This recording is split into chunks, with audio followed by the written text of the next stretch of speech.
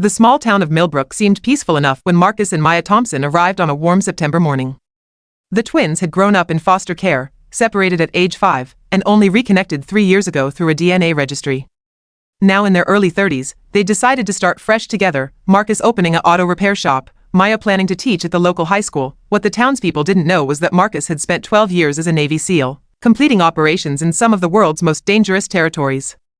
Maya had served 10 years in Army Special Forces, one of the few women to complete the grueling selection process. Both had retired quietly, seeking the normal life they'd never had. "Think this place will be different?" Maya asked, carrying boxes into their rental house. Marcus surveyed the quiet street. "Let's hope so." The Vipers controlled Millbrook from the shadows, a white supremacist gang led by Dale Hutchins, who ran the local construction company as a front. They'd driven out 3 black families in the past 2 years through intimidation, vandalism, and violence. The corrupt sheriff, Tom Bradley, turned a blind eye, his re-election campaigns funded by Hutchins. When word spread that black twins had moved onto Maple Street, Dale gathered his men at their warehouse hideout.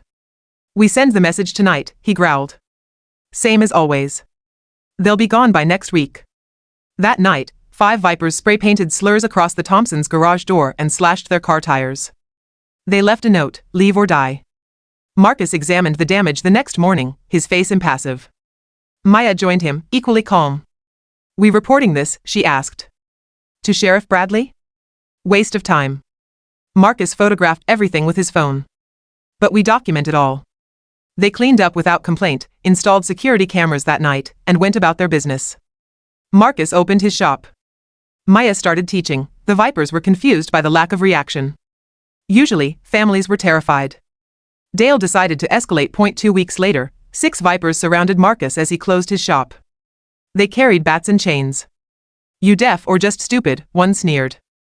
"You were told to leave." Marcus stood perfectly still, assessing threats, calculating angles. Years of training kicked in automatically. "Gentlemen, you have 10 seconds to walk away," Marcus said quietly. They laughed and attacked. 3 minutes later, all 6 Vipers lay groaning on the ground, disarmed, disoriented, and decisively defeated. Marcus hadn't broken a sweat. He calmly called 911, then called Maya.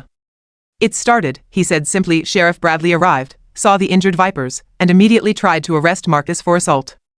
"Sheriff," Maya said, appearing with a laptop, "before you do that, you might want to watch this." She played crystal-clear security footage showing the Vipers initiating the attack and Marcus defending himself with minimal necessary force. Bradley's jaw tightened. "You got lucky this time." "No sir," Maya replied coolly. "We came prepared. Every inch of our property is monitored. Every threat documented. And we've already filed reports with the FBI Civil Rights Division." The sheriff paled. That night, Dale Hutchins was furious. "I want them gone. I don't care how." The Vipers planned an abduction. They'd take one twin, force the other to leave town. 12 gang members, armed and coordinated, moved on the Thompson house at 2 a.m. They found it empty. Marcus and Maya had anticipated this move. They'd been tracking the Vipers' communications for days, a simple matter for people with their training. They knew exactly when the attack would come. Instead, the twins were positioned in the shadows surrounding the property. "On my mark," Marcus whispered through their comms. What followed was surgical. Maya disabled the vehicle's tires with precision shots. Marcus cut off their retreat. Using non-lethal tactics, flashbangs, tactical positioning, hand-to-hand combat, they systematically neutralized all 12 gang members. By the time FBI agents arrived, tipped off by the twins hours earlier, the entire Viper leadership was gift-wrapped with video evidence of attempted kidnapping, weapons charges, and conspiracy. The FBI investigation uncovered everything: years of hate crimes, Sheriff Bradley's corruption, Dale Hutchins' criminal enterprise.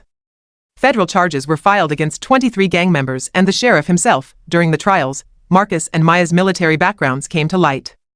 The courtroom fell silent as their service records were read in commendations, classified operations, expert combat ratings. "You thought you were hunting sheep," the federal prosecutor said, addressing the defendants. "You targeted 2 of the most highly trained soldiers this country has produced." Dale Hutchins, facing decades in prison, could only stare in disbelief. 6 months later, Millbrook had changed. With the Vipers dismantled and new leadership in the sheriff's department, other families of color began moving in. Marcus's repair shop thrived. Maya's students adored her. The twins never spoke about their military past unless asked. They'd found what they were looking for, not just a home, but a community worth protecting. One evening, sitting on their porch, Maya smiled at her brother. "Think we're done fighting?" Marcus chuckled. I hope so. But if not, we'll be ready, they said together, because some warriors retire from service, but never stop protecting those who can't protect themselves. Millbrook had transformed. Marcus's auto shop, Thompson's garage, had become the most trusted repair place in 3 counties.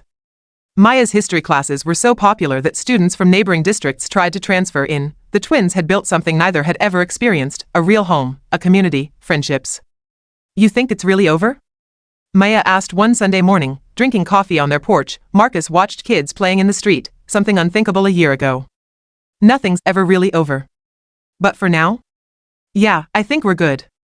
He was wrong. 3 states away, in a maximum security prison, Dale Hutchins had a visitor.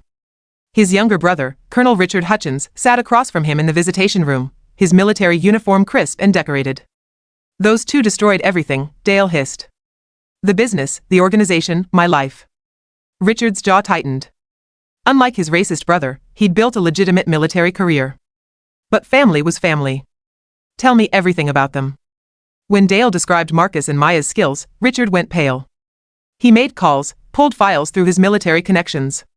What he discovered chilled him. Marcus Thompson, Navy SEAL Team 617 confirmed high-value target eliminations, expert in close-quarters combat. Maya Thompson, Army Special Forces, psychological operations specialist, sniper qualified, counterterrorism expert.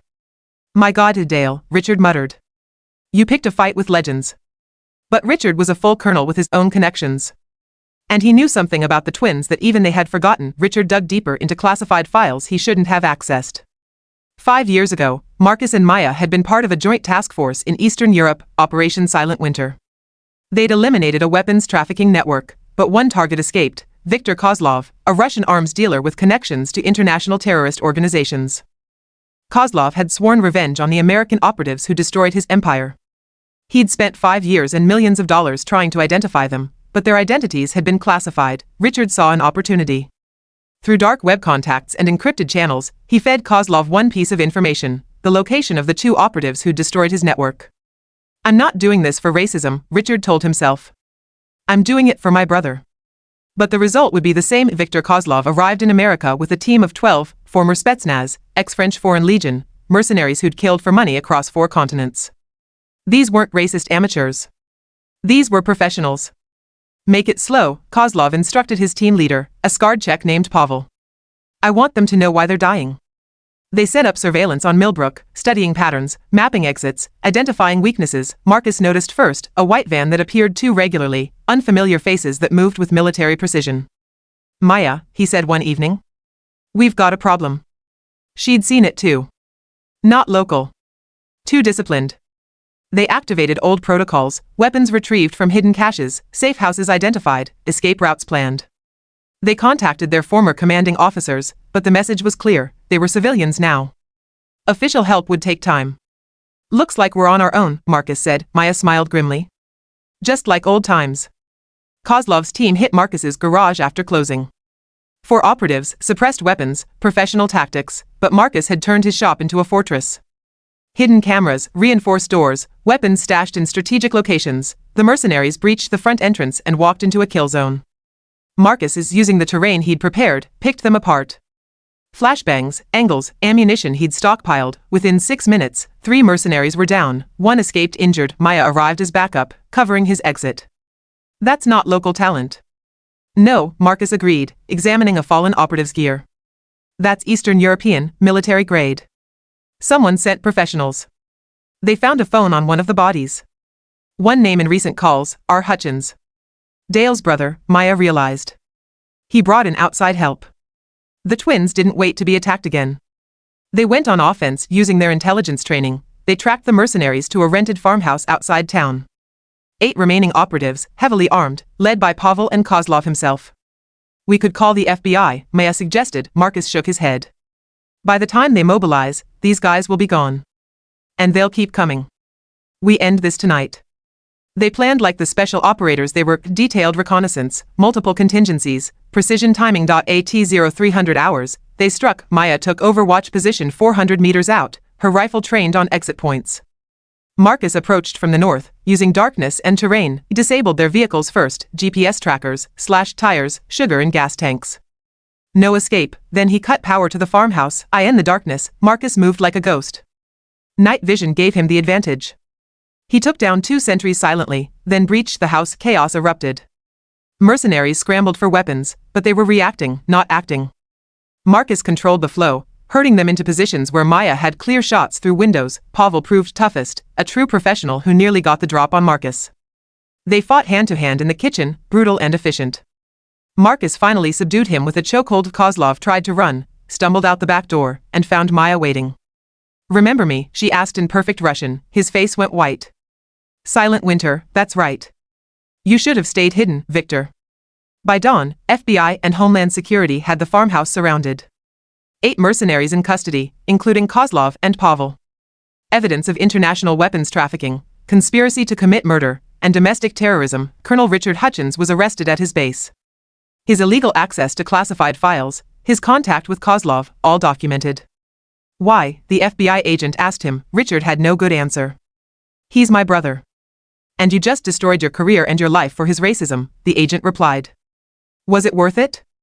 After the dust settled, Marcus and Maya's former commanding officer, General Patricia Hayes, visited them in Millbrook. "We want you back," she said directly.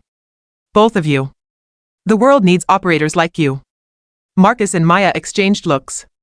"General," Maya said respectfully, "we've spent our whole lives fighting. We've earned some peace.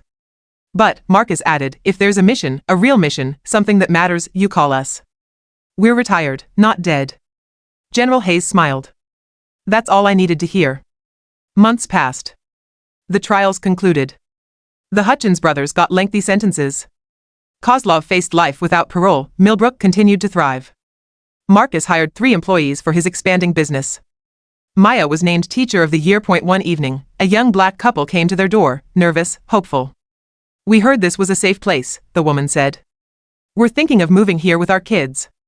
Marcus and Maya smiled. "It is now," Maya assured them. "And we'll make sure it stays that way.